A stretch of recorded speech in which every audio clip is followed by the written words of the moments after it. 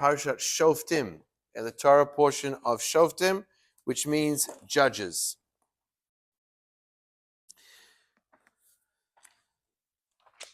So the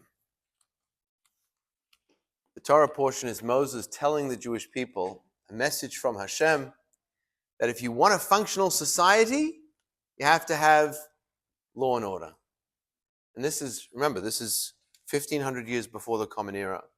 So no law and order in most societies. It was just pretty much every person did what they felt like doing, what was right in their eyes. And Moshe is telling the Jewish people, you must have police officers and you must have judges. That keeps society in some kind of cohesion. All good? Okay. So the word Shoftim, which means judges, is an interesting way to start, because at the end of the day, we are told not to judge people. So if you're taking the first word of the Torah portion, it would be the message of the whole Torah portion is about judgment. And then the Torah tells us you're in no position to judge, because there is only one true judge who knows the story that everyone is living and that everyone is experiencing from their birth and even before their birth, and that's Hashem. So are we supposed to be judges or not? So the idea of this judge is to create a system that there would be justice prevailing in society. So Shoftim v'shotrim titen lecha b'chol sha'arecha, which means at all of your gates, at all of your entry points in the cities that you live, there should be accessible system of justice. So what's interesting is that the Torah is telling us, make it accessible and make it available. Now, the judges of old, who were some of the famous judges that we knew of, right after this commandment was given, there were judges that led the Jewish people in Israel, such as, some famous judges that we might have heard of. And you can guess, you're probably going to get it right. Solomon was a judge, but he was a king also. But there were times before the kings, because the kings only started about 800 years after the Jews got into the land of Israel. So the prophets were judges too, many of them, but not all of them. Some of them were just judges. For example, Samson was a judge, the strong guy. Samuel was a judge. Joshua, who took over after Moses, was a judge for the Jewish people. The most famous woman judge was Deborah. Sorry? Yeah, you knew. I know you knew. But yeah. Well, actually, I want to bring up Judge Frank Caprio, who passed away this past week. And it's an interesting story, because most people view judges in a very judgmental, almost frightening light. Like, he's deciding whether I go to jail for the rest of my life, whether I live or die. Even, it's like serious business standing in front of a judge. And he changed the whole dynamic of what justice was, which is justice with compassion. And one story comes to light that was most, I guess, telling of his style of justice. There was a woman who was a single mom, and she had just lost her job, and she's at home with a couple of kids, and she had 4 speeding tickets. And she comes before him, and she pleads her case, and he says, look, I feel really bad for you. No, you really don't have the means to cover this. And you're going through a really rough patch in your life right now. But a ticket is a ticket, so you do have to pay it. I'm going to lower it to $25 instead of the $100 that it was. So 4 tickets are $25, $100. And then he says, that's my ruling, but I know that it's still hard for you to pay. So he took out his wallet, and he said, I'm not a judge anymore. He says, now I'm just a caring, a citizen, a caring citizen. And he gave her the $100 and said, now you can pay the fine. Then he says, but that's not enough, because I know you need food and you need a little bit of help.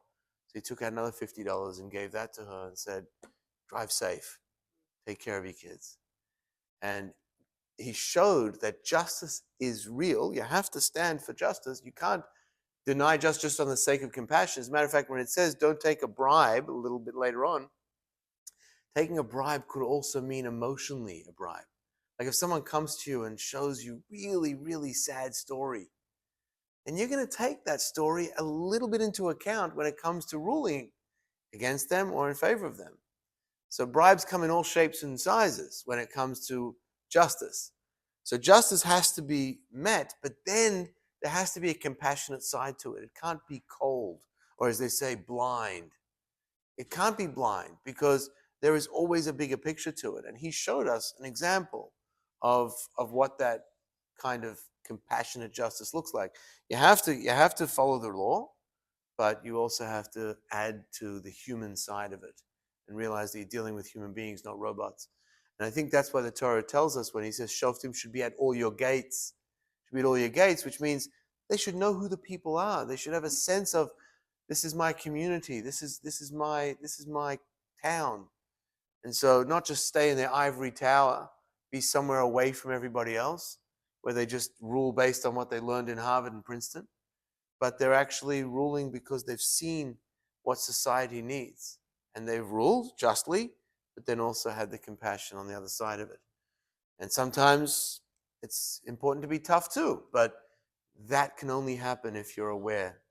If you go to the stories of the kings, the old kings and queens of old, and even today, some might say in Windsor Palace and in Buckingham Palace, they're a little bit detached from the locals. They're not really in touch with what the people want. And so they live a king and queen lifestyle. And they certainly did much more of that in the olden days. And they were also the ones who ruled when it came to the justice. He would come, and it's interesting because you said, who said Solomon? Yeah, so King Solomon, while he was a king, was still somebody who was able to be in touch, and he wanted to be in touch with the people by walking through the streets and dealing with the regular day-to-day activity. Just to share the story, obviously the famous one is the one with the baby, where there was a fight between two mothers who both thought the one baby was theirs. Of course, we know King Solomon's famous ruling was that he said, well, cut the baby in half. We'll give half to each one of you. And the one who screamed, no, let the other one keep it as long as you keep the baby alive, was the real mother. And King Solomon determined that. There's a lot more to that story, but that was just a famous story. But there were so many stories of King Solomon listening to the people, hearing their plight, and being able to rule accordingly. Just the one that I've shared in shul a few times is the Siamese twins, the joined twins that were brothers and sisters with a single sibling that didn't have a joined twin, obviously. And their father had passed away and they were receiving the inheritance. So the Siamese twins, the joined twins, said, we deserve 33% each. And then the other one deserves 33%. And the other one said, no, it's 50-50. You guys are 1 and 1. So that's how it is. So they went to King Solomon, and King Solomon was listening to the case, and he signaled to somebody without them noticing. You know the ice bucket challenge where you pour the ice over it? So that's basically what he did. He went and took an ice bucket and poured it over one of the joined twins' heads. And both of them went, ah! So he said, if you felt your brother's pain to that level, you're one person. But then King Solomon said the lesson of the story is that we as Jews should be like the co-joined twins. When there's another Jew who's in pain and something's happening in Israel to hostages, whatever it may be, we should feel that like that story. That's how the Jewish people should act and should feel. There's one other thing that it says, that referring to the judges being at the gates, meaning accessible. So in Kabbalah, it says it's not talking about gates of the city. It's talking about personally, because we don't necessarily have the wherewithal to go and bring justice and judges to different societies. Yeah, the people in charge, the politicians and so on, they set it up, appointing the judges. But we have to be careful in our own judgment, in our own personal lives, and we have to set up, so to speak, a justice system as to what comes into our gates and what leaves our gates. So in Kabbalah it says you have these little flaps by your ear, to be the gates that prevent you from hearing what you're not supposed to hear. And you have two gates on your mouth, your teeth and your lips, that you can decide that they stay closed or they stay open, depending on your justice, on your judgment of whether or not you should say those words. Interestingly, you only have one gate for what you hear, but two gates for what you say, because what you say could be way more damaging than what you're hearing. So we have that extra sort of reminder to put the judge by our gates before we speak, certainly before we say anything when we're angry. We have to have that extra judgment. So that's a Kabbalistic view of how these words can relate also personally to us. So, in our lives, do we have good judges? Do we have a system of justice that has worked? Sometimes, mostly. It could be worse. It could be more chaotic. Say that it could be worse. Yeah, I think it could be worse. It could be more chaotic. But at this point of evolution, which could be judgment. Yeah, there you go. I would like to see it more evolved and enlightened. Unfortunately, we know so much, but we distort it so much. So one thing that we do have, which is interesting, is that here it says, Titein lecha, should be placed by the people. So the judges should be placed by the people. Now this is democracy 101, 3,500 years ago. It's pretty crazy that it wasn't just selected by those people in power. Because in Israel, the whole judiciary issue is that they want to self-appoint the next judges that continue on. And the Torah, which they're not following in Israel at the moment, in most areas of political life and laws, it says clearly the people should select the ones who they feel will be the best judges for them. So I guess to that degree, we do have elections in America for judges. So there is that element. But again, it's the judge of the people. And not even the kings were chosen by the people. It was just, the kings could have just been descendants of King David. Speaking of David. And that's just David. Good evening, Dave. How are you? Yeah, thank you. Pick up knows how to take care of things. So the kings weren't selected. They were just passed down generation to generation. But the judges had to be appointed, had to be selected. So if you saw a corrupt judge, he was out. And by the way, this happened many times in Jewish history, that there were corrupt judges who lost their, I want to move from the camera. They lost their positions because of a way in which they weren't judging correctly. And sometimes they thought they were doing the right thing, but the people said it's not working. And here are the ways in which a judge judges. And again, this is personal to us as well. Lo satem mishpat, lo sakir panim, velo sikach shochad, which means you cannot take a bribe, you cannot favor one party over the other party. Now, you know what's interesting is, if you look through Jewish history, there was a lot of favoritism in siblings by parents. Clearly, Abraham favored Isaac over Ishmael. Isaac favored Esav over Jacob. Rebekah favored Jacob over Esav. Of course, Jacob favored Joseph over the brothers.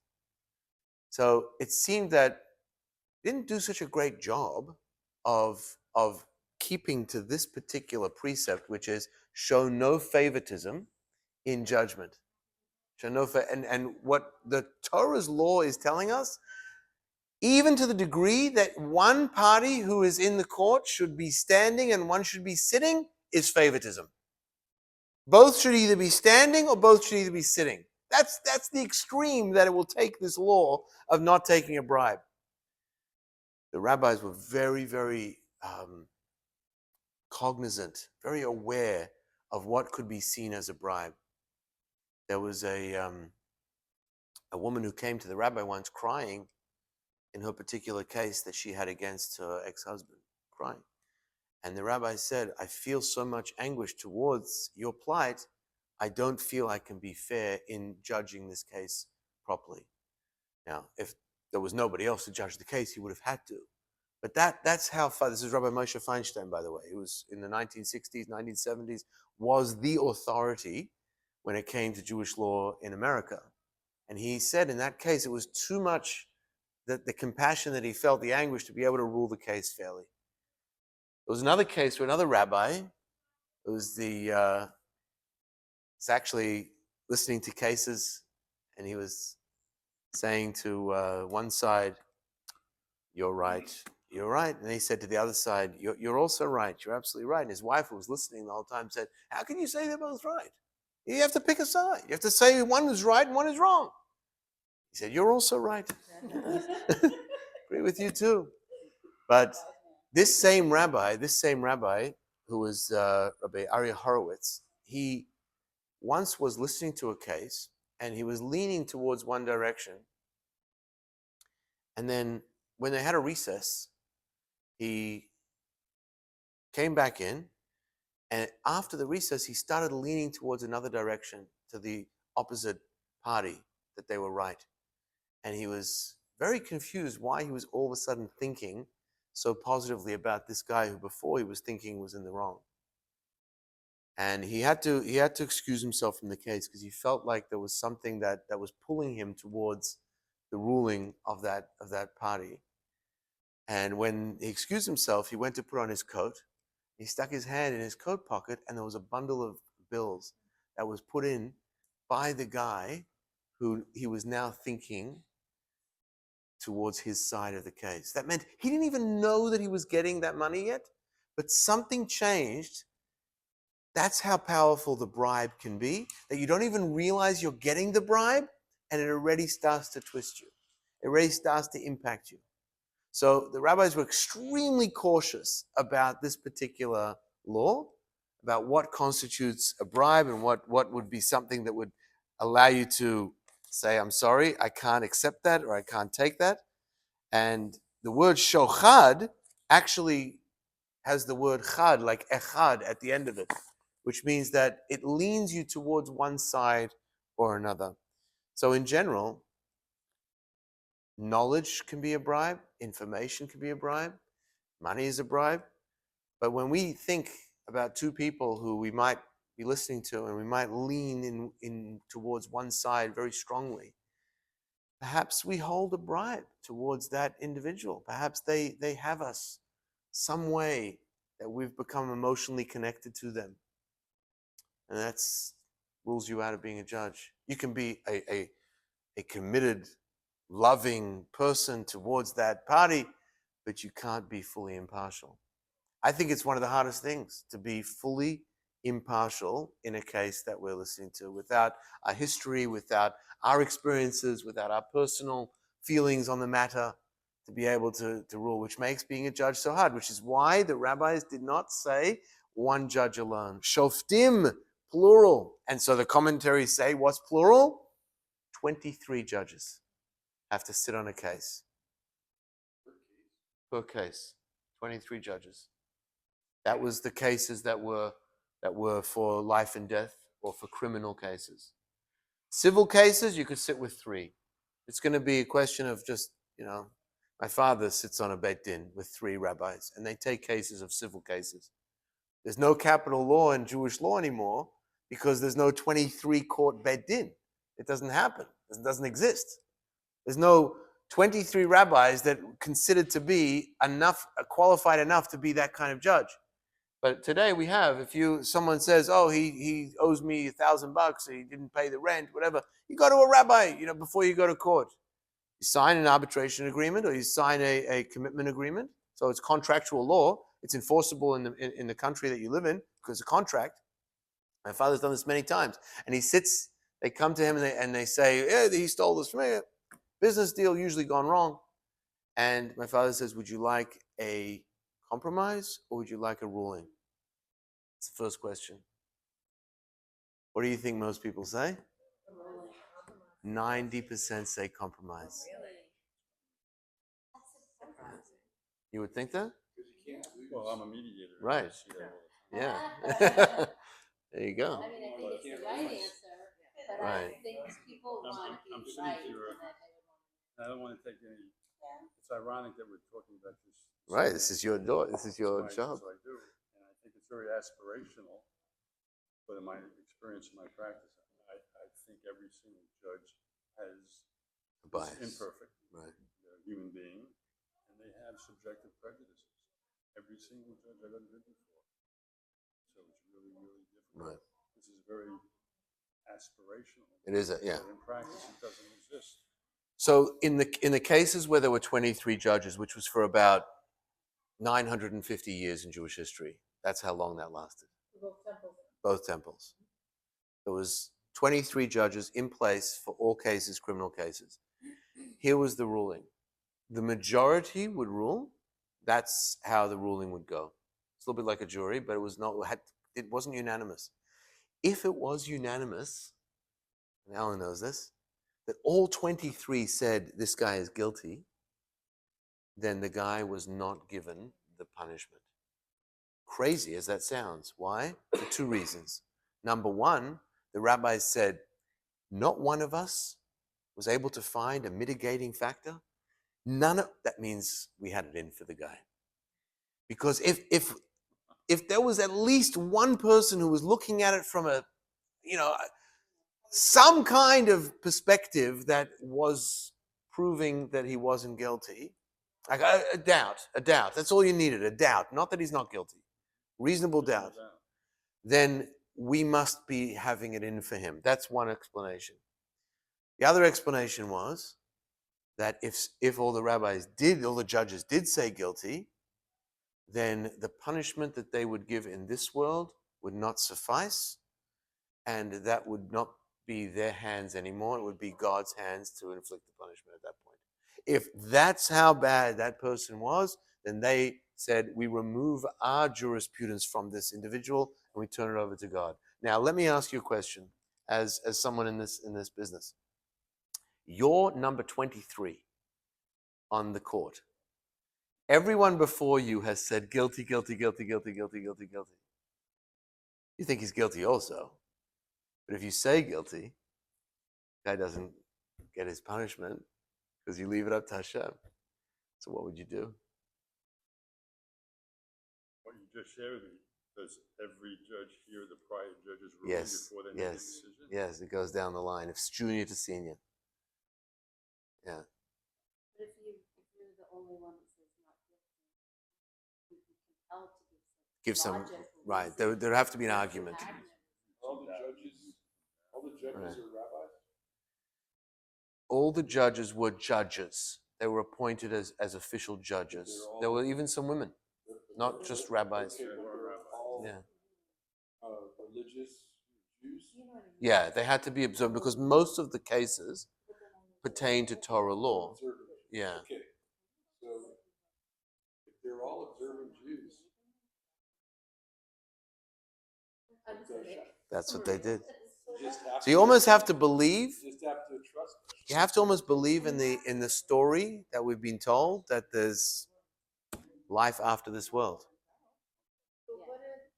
and that ultimately the punishment that happens to that soul, like what the Talmud tells us about Pharaoh, is he's boiling in stew for the rest of eternity. Whatever the Talmud shares with us about what happens in purgatory, if you will, but that comes into play, meaning you have to almost believe in the soul continues on afterwards, and I'm not the be-all and end-all, the arbiter of what the final say is. Yeah, but you can hope and believe that happens, but also Still give them. I really have a really evil person in front of me who could go before that punishment occurs, do another. That's Right. what would worry me. I feel like there have been stories about this where they knew that if they went to jail they would be protected, so they got them off so that they would take care of them on the street. Those like mafia stories. But that's where that rabbi has to be a man of integrity or woman of integrity. They have to be able to say, this is my belief, this is my ruling, this is what has to be the case. I'm not going to alter that. And the rest is up to Hashem. The rest is in the system of courts. But there is something to be said about the first reason, which is you have no idea how crazy the deliberations were. If the man who stabbed the person, right, the two witnesses were there and they witnessed this, and they would ask them a million questions. They would say, "Did you see the knife going into the chest?" I said, "Well, didn't see the knife because I was facing the guy. I just saw him. So you didn't see the knife going in. So maybe he had a heart attack right before the knife came in." Now, how do you know the knife actually killed? Right, right. So, but because it's such, and that's why it says if a court actually passed the death penalty once every 7 years, they were considered a murderous court of law. Because it wasn't their business to say we have to get this guy on the death row. It was their business to say we have turned over every stone and examined every bit of evidence and judged without any hint of favoritism or bias. And now we can honestly say that we gave this every bit. Because at the end, if the guy was meant to be punished, we believed that he would be punished. There was a story in the Talmud that there was a man, Hillel said, I was walking down a riverside and I saw a skull floating in the river. And he said, he almost like make this poetic statement. Skull, skull. You know why you are here? You are here because you drowned somebody once, so therefore you were drowned. And the person who drowned you ultimately will be drowned as well. And so that's Hillel's statement. Hillel's statement is that it will come back to you at some point. You won't get away with it just if you manage to bypass the judges. But the judges, as the Torah portion tells us, needed to be so careful. They could never, I mean, how many people have been executed that were innocent in America? I'm sure there had to have been cases. I'm sure there were cases, right? Of innocent people executed. So that could never be allowed to happen in Jewish law. We'd rather err on the side of not having that occur than making that mistake. So Rabbi Yehuda actually says it's not 1 in 7 years, it's 1 in 70 years would be considered murder. So he said it would almost never happen that a Jewish court would give somebody the death penalty. And by the way, why? Because later in this week's Torah portion it says the only way you can convict somebody is with two witnesses that were not related to the person who, because it couldn't be biased, couldn't be partial. So they couldn't be related to the person who was the victim or the perpetrator. Couldn't be related to each other, had to be two witnesses, had to be examined thoroughly. This is the day before video evidence. So now it's a different story. But those witnesses were examined thoroughly. But even with all of that, those witnesses still, how rare that they actually had all the facts exactly to the point where they saw before. Oh, they also had to warn the guy. Do you know that what you're doing carries with it the death penalty or carries with it the lashes penalty or whatever it is? And if the guy then said, yeah, I know, and he did it anyway, then how rare was that scenario? I'm curious. What would the judges do with Nicholas Cruz? So there is a situation where you weren't given the death penalty, but you had to go to an isolation. You had to go to, let's call it a prison, but it wasn't really a prison in Jewish. You went to like witness protection areas, which were called towns of refuge. And these towns of refuge were for people who had taken a life, but were not convicted they were convicted, but they weren't found guilty enough to be able to have the death penalty. And so they had to stay in these places away from society, away from their families, away from the communities that they grew up in, and be in the places for a period of time. But it's interesting you asked that, because I was asked that by the media when the case was going on. Rabbi, what would you say according to Jewish law? And you'd have to examine the case, but ultimately you have to go by what is the law in America. Jewish law says you follow the law of the land. So if it would be in a Jewish place, it'd be a different story. But in America, Jewish law says dina de machusa dina. In which case, I said the Maimonides line, which is you can't show mercy to the cruel, because if you do, you end up being cruel to the merciful. That's Maimonides' line. If all 23 judges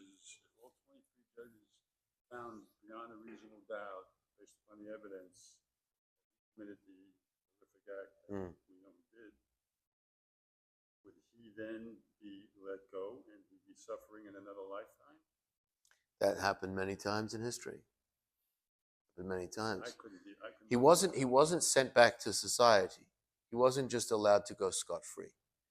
Scot-free didn't happen. That would happen if the witnesses would, let's say, not be able to testify that somebody, stole something or somebody, did some damages. But if there was no evidence enough to prove, then he would go scot-free. But in a case where somebody was dead, you actually had a person who died, and you had somebody who says, this was the individual. We just didn't have enough to give them the death penalty. Al pi shnaim edim. According to two witnesses, the Torah says, can you only follow through on the punishment? They would still have to go to the Arei Miklat, which is the city of refuge, where they would stay there for an extended period of time. Even in the scenario where all 23 Yeah. Oh, so they would have a punishment, but maybe not The death penalty. The punishment that fits the really crime. applied to That what applied they the were- crime. Well, it was only with end of life. It's only with killing. With fatalities was the only place that you had this recourse that if you didn't have, But they would still be yeah, or yeah, put in solitary. in these There would be a programs. punishment, but not. Right. The punishment was actually, the Torah says when these cities of refuge were established, was actually, believe it or not, more for the safety of the criminal. No. Because I was gonna say, I would think because the vigilante was very people common in those days. And if or that guy went and walked victims' home, families. victims' families would call Goel Hadam. They would come and get their revenge. So he was in this witness protection, which was a punishment of sorts because he had to obviously be in that state where he was taken away from society, but at the same time, he was also protected. So is basically against the death penalty. Is that what you're saying? It's inadvertently or implicitly against it. Because if you look at the Torah, people say Old Testament, really, really rough stuff. Yeah, it's like everything seems a lot of vitriolic and a lot of angry God and a lot of things that seem very harsh. But what they're not reading is within the text there are prerequisites for what all of those different crimes, different punishments would be implemented. And if those weren't met, then they couldn't be implemented. So why then would you have all of these crimes? I'll give you an example. So the Torah says, if you violated Shabbat in an open way with two witnesses and with warnings, it's enough to get the death penalty. Why? That's what it says in the Torah. But why? So I'll tell you. Now, did it ever happen? Because of all the requirements to enforce that, it never happened. So the guy went home. Didn't have to go to the city of refuge because he didn't kill anybody, but he went home. So then the question is asked, and I've asked this question many times when I was younger. I was like, I demanded to know how God would say, if we're allowed to desecrate Shabbos to save a life, right? We're allowed to, someone's not well, even on Yom Kippur. You're allowed to eat, you're allowed to do anything you need to do to save a life. And God's going to take away a life, that person can never keep any more Shabbosim again. So the answer was given to me was, tell me how many Jews were put to death for violating Shabbat. If that's the law, right? If that's the law, how many? There must be a lot of Jews that were put to death for violating Shabbat. The answer is, there were none. There was actually one guy who did it on purpose. He did it on purpose. He said, I want to prove to everybody that it's so important to keep Shabbat. I'm going to collect sticks and then put me to death, please.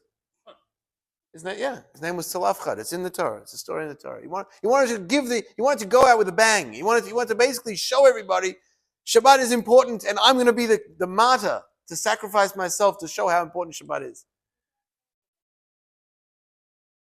Sorry? I sense you. Okay.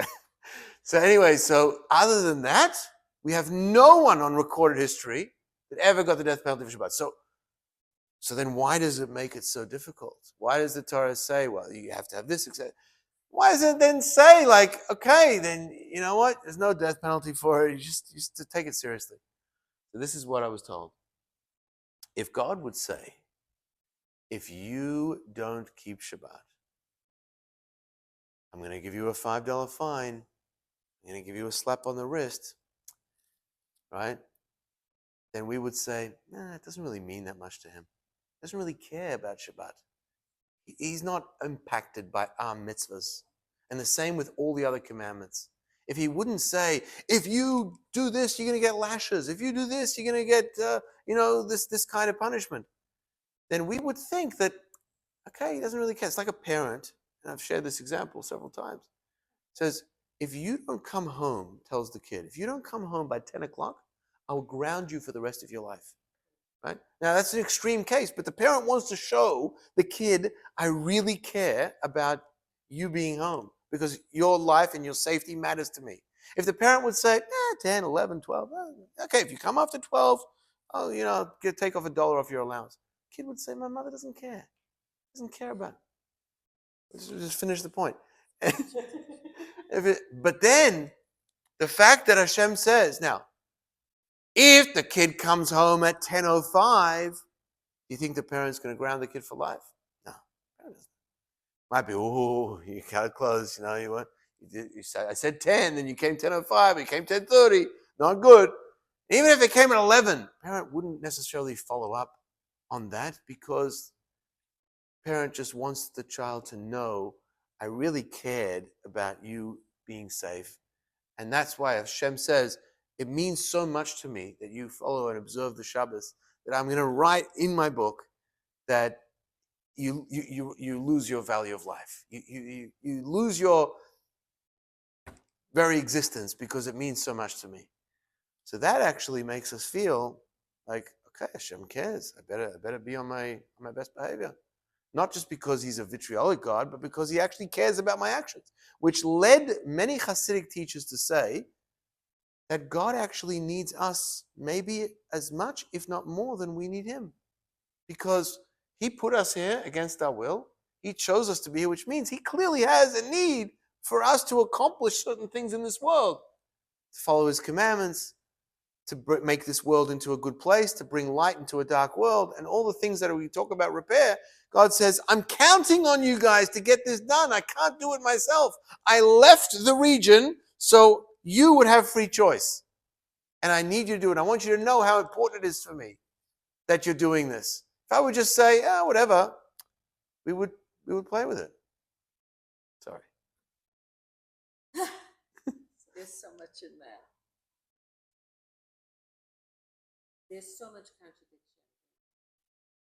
And at the same time, it's saying, yes, I get it. This is so important to me.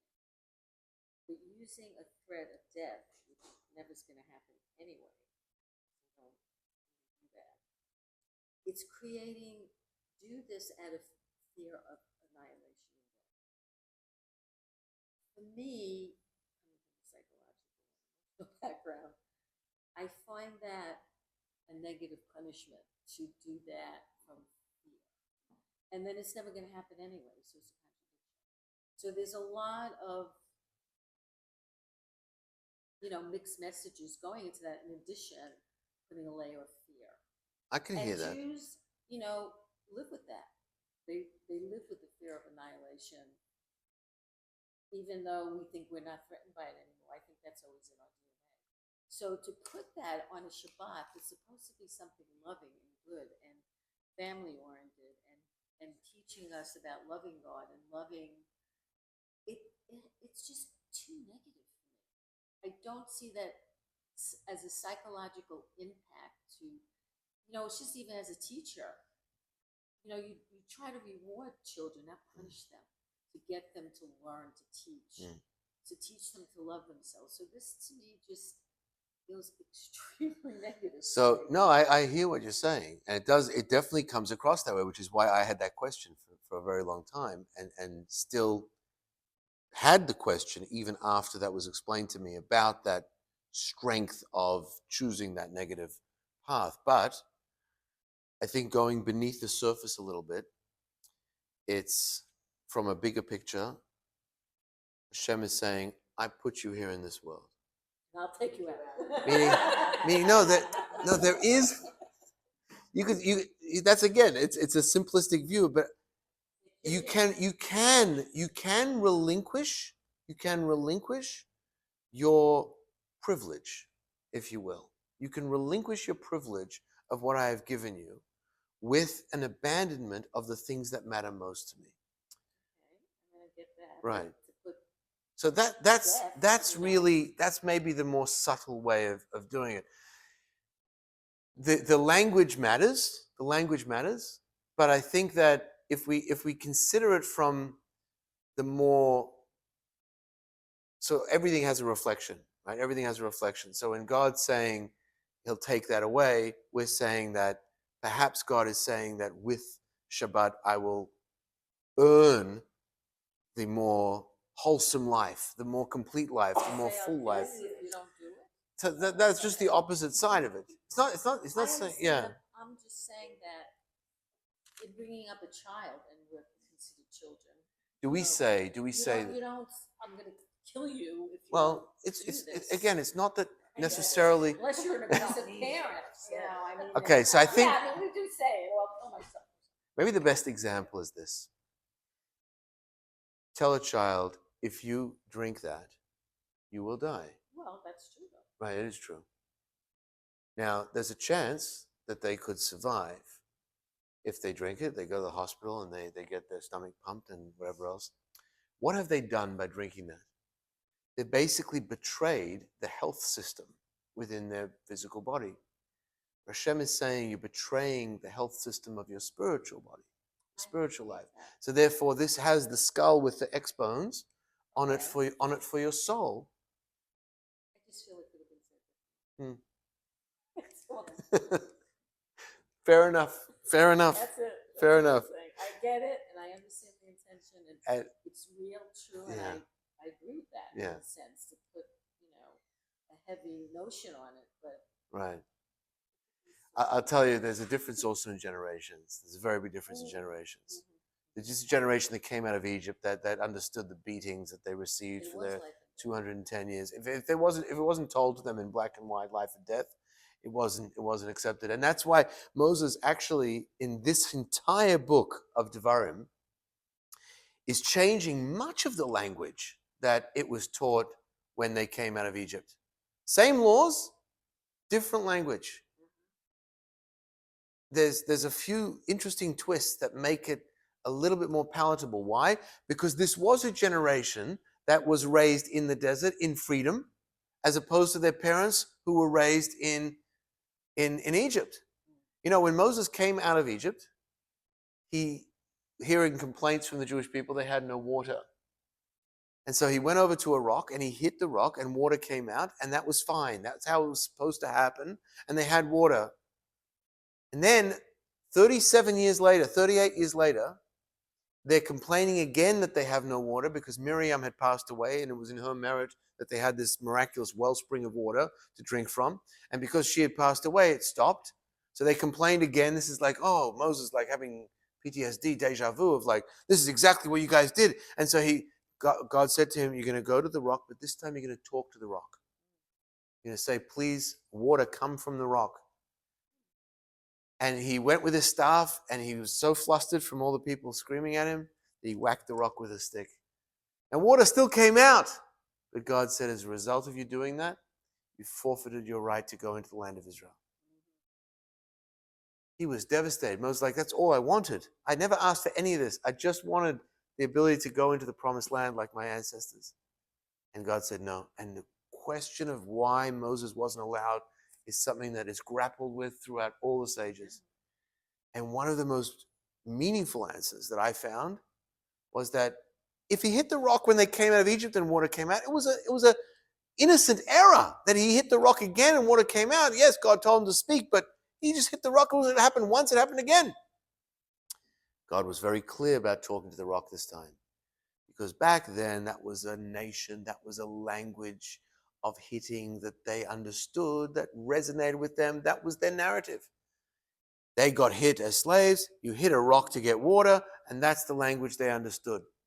Like kids today, the video games, the violence, whatever it is, that's their language. That's what they see. But this is now a generation 37 years later that had been spoken to, that understood the words and talking, and you relate to them. And You, Moses, still hit the rock. I know you were upset. I know you were flustered, but you spoke the language of the generation of Egypt. This is not your generation anymore. You're going to pass it on to one of the young leaders, Joshua, who speaks their language. And you were the greatest leader ever to live, but for the generation that came out of Egypt. Because you were their leader. And they all died in the desert. You're going to be buried along with them in the desert. Because that was your people. That was your people and your language in the way you understood. But now, and that's, by the way, something that I think a lot of teachers in the 60s and 70s had to go through, understanding that there's a different generation that doesn't have the rapping of the knuckles and the paddle on the tush and all the other types of corporal punishment that were given to students that our parents say, if you got that, you'd be straightened up. No, this is a different generation, understands the language of speech, understands the language of communication much better than a language that was understood back then. So if that teacher is still doing that, sorry, you don't enter into the promised land. Personal experience still exists. As a parent, speaking to my children, my child, I'm coming from a place years ago. Kids now are using video games that I can't relate to. Yeah. And so it's very difficult to communicate those values. It's a different language, but it has to be spoken to on their language. Yeah, I agree. Yeah, language that they understand. I never thought that me in my 40s would be considered old school to my kids. I never thought that. I'm with it. I know what's going on. Yeah. I'm reversing, because I think the mindset of taking it back that way and live old school please, thank you, nice to see you. I'm going back. So it's funny. Right. I wanna return because I think it's going to go down anyway that way. People are gonna enjoy this period of however long it goes, and technology is king, I get it. But I think people are gonna start to crave, and I see it myself, intimacy, relationships, connections. Right. People are starving for it. But there are still things that the younger generation have actually evolved in a positive way in their understanding of different things, of different approaches that we are sometimes a bit too narrow in. That and even in Judaism, I've found myself sometimes thinking in a very narrow prism that it has to be this way, and then you realize that the Torah itself was given in a way that there are 70 paths towards the same destination, and so you always remember that Shivim Panim La Torah. You always remember there was Hillel and Shammai, and they were both right. Rabbi Akiva, Rabbi Tarfon, they were both right. Abai and Rava, they were both right. Minority opinions, but they were both right. And so you have the many paths mindset that sometimes you're raised in a certain way or you grew up in a certain way and it has to be. And children can tell you, maybe think outside the box, think a bit broader. And that could be a positive of it. But yes, there's also things that, like you said, staying old school is actually going to ensure that it doesn't drift away too much. Yeah. I mean, to me, that's, the element, the tenet of Judaism is to love thy neighbor, care about each other, communicate, and to me that makes more, that just makes sense. Like, do we need to be taught constantly to be that way? I mean, it seems like we can't evolve this framework. Not everyone may not naturally to everyone. Maybe with another generation. We've had plenty of generations. Right, so Yeah. we need to, It seems like we have to keep There are certain, but there are these certain lessons. timeless values that I think the gap is if they are imparted and they are role modeled, then it passes down. If you just leave it to society, then there's a big disconnect and a gap. And I really think that the role of parenting, the role of even grandparenting, is often underestimated when it comes to society's behavior. We think like everyone just should know. That's just how it should be. That's just how you should act. No, they don't know. And it's across the board. It's in just how to be a mensch, how to be polite, how to be kind, and so on. You can see little kids, and they had, right. they have this interesting thing studied now, and you can do it with, if you have any little kids that you with, they have this thing where you have 3 plates, mother, father, and the kid in the middle, and there's covering over the plate, and everyone lifts their cover at the same time, and the kid has 2 cookies, and either the mother or the father doesn't have any, and the mother or the father has 1. So, and then they say, "Oh, what do you have?" And each one is like excited, and you see what the child is going to do. Child naturally would say, "I want to keep mine," but also feels a little bit of compassion for the parent that doesn't have any. So sometimes the child will take from the father and give to the mother and keep their own too. and so, and sometimes they'll take off a little piece, and sometimes they'll give one of their whole. And that type of behavior or modeling of behavior is what imparts. It doesn't happen by. There's a guy in our shul. Some of you may know him, Mario Bick. He came many years ago with his 6-year-old son to the shul. Every time he was giving a check, every time he made a donation, he would come with his son and show him, "I'm making a donation, giving this tzedakah." And he would show, and even sometimes he was getting library books he would donate, or he would bring his child every single time to show, this is what it's going, this is where, and we spend money, but there's also money that needs to go to tzedakah. And he said, otherwise, how would I know my kid would know? He's going to look through my checkbook one day when I'm like 100 years old? You can say, "Oh my gosh, I didn't realize how much Dad gave." It's like, no, it's just for him to grow up in a giving kind of empathetic manner. He's got to see it. Got to see it. So that's the modeling that is definitely something that Torah wants us to impart as part of old school values. Yeah, no question about it. So just to conclude with one more point with regards to this portion, tzedek tirdav. I want to show you in verse number 20. It says tzedek tirdav. In the bold, it says justice 2 times. You must pursue. Again, what is this justice you must pursue? Why does it say twice? Tzedek. Because again, the idea of justice, when we're pursuing it, could sometimes become very blind, very one way, and very one-dimensional. And we have to make this ruling because that's what justice says. But justice has a balance. You have to be just in your pursuit of justice. You have to have a balance. The balance is that, is it fair? The example that I shared once, and I heard this was, it's a guy who was a policeman in America, in New York, has to get through their quota of tickets, right? Have to get through the quota of tickets. So they're going to look on the days of alternate parking, when you have to park. It's the most ridiculous thing. Middle of the day at 11 o'clock, you got to change your car to the other side of the road. It's like, and then you double park, but then you got to come back 2 hours later to switch it back to the other side. And this guy, his job is to just write tickets. To write tickets to everyone who's still parked there, so the sweeper can get through, and like as if the streets are so clean in New York, the sweepers, right? So, and his job, and he has to get his quota, 1 million tickets that are given out every year in America, in New York. So this guy is giving tickets, and he's going through, and he notices, well, he doesn't notice that there's a thief taking off a license plate of somebody's car, taking off the tag, unscrewing it, and he takes it off, and the policeman's standing right there, doesn't do anything. Takes off his tag, runs away with it. Now he's got his tag to put on his stolen car. The policeman watches the whole thing, pulls out his book, writes a ticket, car without tag, puts it on the windowsill, puts it in the windshield wiper. He had to write a ticket. He had to get through his tickets. He had to get through his quota.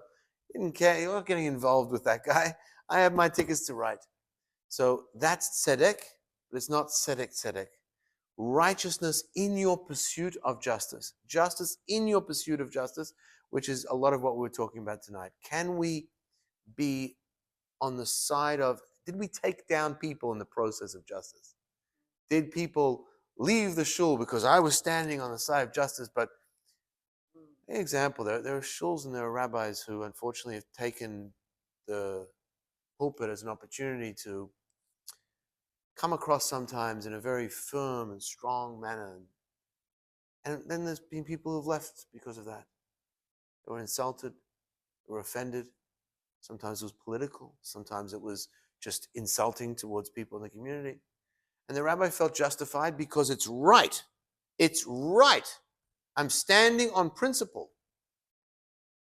But is your job to stand on principle always? Or is your job to reach out to as many Jews as you can to bring them closer to Judaism, and you just lost a whole bunch?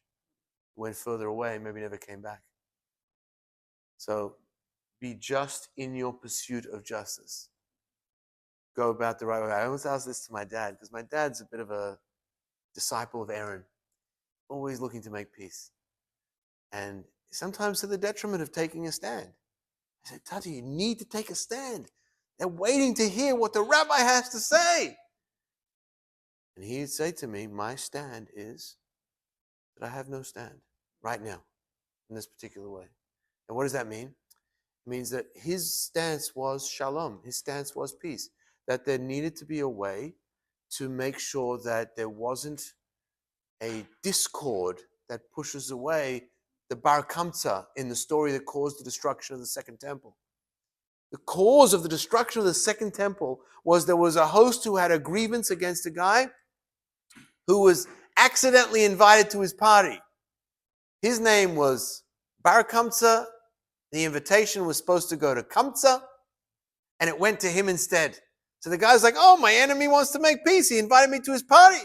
So he shows up, and the guy, the host, says, what are you doing? He's like, I got an invitation. It wasn't meant for you. It wasn't meant for you. It was meant for Kamsa, not Bar Kamsa. Get out of here. He's like, look, I'm here already. I'm here already, please. I'll pay for my meal. He says, no, absolutely not. You wronged me. And he probably did wrong him. He says, you get out. And so Bar Kamsa said, look, it's causing a scene. I'll pay for half the party. I'll pay for half the party. I'll pay out of my own pocket. Let me stay. He said, no, absolutely not. Get out. He said, okay, I'll cover the whole thing. I'll cover the whole party. Don't make it. These are all the people I know. They're all the people you know. Let me come. Let me stay. I'm here already. I'm dressed. Get out immediately. And they had the security escorted him out. When he got out at the bottom of the curb, after they picked himself up, he said, I'm not even that upset at the host. I'm upset at all the rabbis that were sitting there at this party that didn't say a word, didn't stand up for me. And probably they had reason. Probably he had wronged this guy very badly, and probably he didn't, or maybe the guy was a big contributor and they want to upset him, be that as it may. He said, I'm going to Rome and I'm snitching on these guys, especially the rabbis. I'm going to tell them that they want to make a revolt against you. So he went to Rome and he told the emperor at the time, Nero, and he said, you are going to face a revolt against the Jews. They are a vassal state right now, but they are going to rebel against you. He says, how do you know that? They're not going to rebel against me. He says, I'm telling you, every year there's a custom of the Roman procurator or the governor to send a offering on behalf of Rome that are brought up in the temple of the Jews. And the Jews accept it. Try it. You'll see they won't accept it this time because they're planning their rebellion against you. So he said, yeah, okay. He took 2 of his guards, sent a sheep on the way down to Jerusalem. And on the way, this Bar Kamsa did a little blemish on the eye that was not noticeable to the Roman guards that were there, but would have been noticeable to the rabbis that you can't bring up an offering that has a blemish. And so they came up and they looked at that. They said, it's from the emperor. The emperor, we're going to bring it. And then they examined it and they said, oh, no, there's a blemish by the eye. We can't bring it. The same rabbi who was quiet during the time that this guy was kicked out of the party ruled that you can't bring up this offering because it has a blemish. So you're going to be strict on that, but you're not going to be strict on someone's feelings. The word got back to Rome that they didn't accept his offering, and that was the beginning of the Roman revolt. 2 years later, the temple was destroyed, and the Jews were exiled from their land. So it's not just that it's a saying that through baseless hatred we were exiled from our land. It's an actual story that caused the destruction of the temple by somebody being embarrassed and shamed. So when my father said, sometimes a stand is not to take a stand, meaning to say, I'm going to try and make there to be an amicable situation out of this, that's your stand. That's your position. Shalom is ahead of truth. And that's why there's a double expression. Tzedek, tzedek, be righteous in your pursuit of justice. On that note, have a wonderful evening. And may we go the opposite way. May we go the opposite way, taking the extra steps to repair